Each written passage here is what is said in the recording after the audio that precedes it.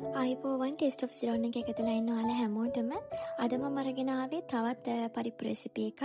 මේක බත් වලට පාන් වලට රොටි වලට ඕනම දෙයකට හොඳට ගැලපෙන රසම රස පරිප්පු කරි එකක් ලේසියෙන් හදාගන්න පුළුවන්. ඉතින් අපි බලමු වෙලා ගන්නේ නැතුව මේක හදාගන්න මට අවශ්‍ය වෙන දේවල් මොනවද කියලා. මෙතන මම පරිප්පු කප් එකක් අරන් තියෙනවා. ඒක හොඳට හොදලා පිරිසිදු කරලා අරගෙන තියෙන්නේ.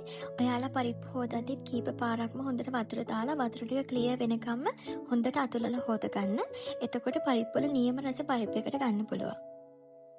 ඒකත් එක්ක මම මේ දේවල් ටික ලෑස්ති කරගෙන තියෙනවා. මෙතන රතු ලුණු ගෙඩි 4-5ක් වගේ තියෙනවා. සුදු ලුණු පික් 4ක් වගේ තියෙනවා.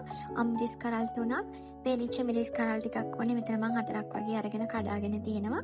කරපිංච ටිකක්, රම්පෙ ටිකක්. මේ ටිකත් දැන් මම ලෑස්ති කරගෙන පැත්තකින් තියා ගන්නවා. දැන් මෙතනදී මම වේලපු මිරිස් ටික අර අනික ඔක්කොම දේවල් ටික පරිප්පු එකට දාගන්නවා. සුදු ලුණු, අමු මිරිස්, රතු ලුණු, රම්පේ කරපිංච ඔක්කොම ටික පරිප්පු එකට එකතු කරගන්නවා. ඒ ටික ඔක්කොම එකතු කරගෙන ඊට පස්සේ මම මේකට කහ තේ හැඳි භාගයක් දාගන්නවා. මිරිස් කුඩු තේ හැඳි 2ක්. බැදපු 3-5 තේ හැඳි භාගයක්. අමු 3-5 තේ හැඳකට පොඩක් අඩුවෙන් 3 කාලක් වගේ දාගන්නවා. දැන් මේ ටික ඔක්කොම මම හොඳට අතින් කලවම් කරගන්නවා. පරිප්පු එක හොඳට හැමදේම කලවම් වෙන විදිහට.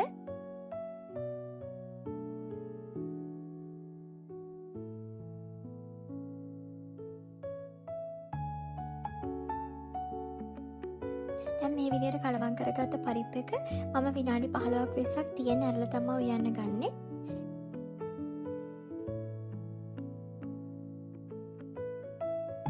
දැන් විනාඩි 20කට පස්සේ තමයි මම පරිප්පු ටික උයා ගන්න යන්නේ. මම මුලින්ම පෑන් එක ලිපේ තියලා ඒකට තෙල් මේස හැඳි 2ක් වගේ දාගන්නවා. දැන් තෙල් ටික රත් වීගෙන එනකොට මම අබ තේ හැඳක් එකතු කරගන්නවා.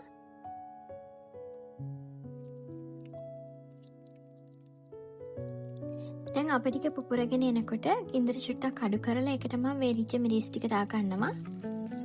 ඒ ටික කර වෙන්න දෙන්න එපා. ගින්දර අඩුවෙන් තියාගන්න. ඒක දාලා චුට්ටක් මේ විදිහට කලවම් කරලා ඒකත් එක්කම මම පරිප්පු ටික මේකටම එකතු කරගන්නවා.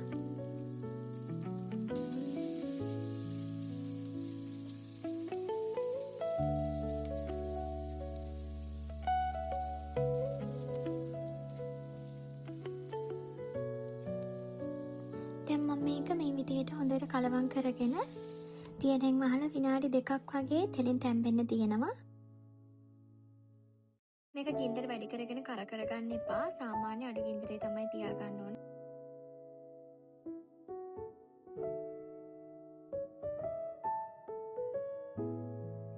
දැන් මේ තියෙන හරියටම විනාඩි 2කට පස්සේ මේ වෙලාවේදී පරිප්පුකින් හොඳ සුවඳක් එනවා. මොකද මේක තෙලින් තැම්බිලා තියෙන්නේ. දැන් මම මේකට වතුර එකතු කරගන්නවා. වතුර දාගන්නේ පරිප්පු එක වැහිලා තව ටිකක් වැඩිපුර තියෙන ගානට. කුරුඳු කෑල්ලකුත් මම මේකට දාගත්තා. දැන් ආයෙත් සැරයක් මේක පියනෙන් වහලා තව ටිකක් හොඳට මම මේක තැම්බෙනකන් උයා ගන්නවා.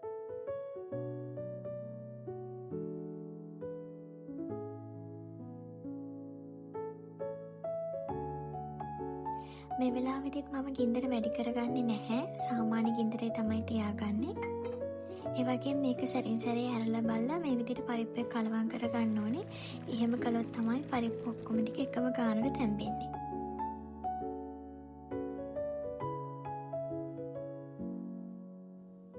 දැන් මේ තියෙන්නේ හරියටම විනාඩි 5කට පස්සේ. බලන්න මේ වෙලාවේදී පරිප්පු ටික හොඳට තැම්බිලා තියෙනවා. එක ගානට තැම්බිලා තියෙනවා. දැන් මේ වෙලාවේදී මම මේකට මිටිකිරි දාගන්නවා.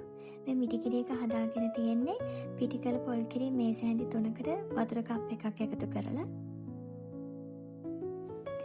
මිටිකිරි දැම්මට පස්සේ මම ලිපේ ගින්දර ටිකක් වැඩි කරගන්නවා. කිරි ටික පැහැෙනකන් වැඩි ගින්දරේ තමයි මම මේක උයාගන්නේ. ඒ වගේම හොඳට මේ වගේ හැන්දෙන් හැඳි ගාන ගමන් තමයි පරිප්පු එක උයා ගන්න ඕනේ. එතකොට කිරි කැටි ගැහෙන්නෙත් නැහැ. හොද්දත් හොඳට රසට එනවා.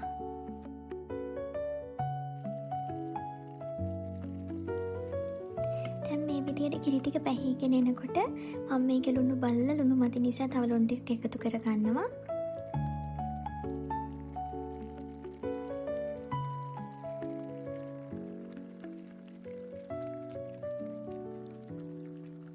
දැන් මම මේ විදිහට තව විනාඩි 2ක් විතර මේක තියාගෙන විනාඩි 2කින් වගේ පස්සේ ලිප ඕෆ් කරගත්තා.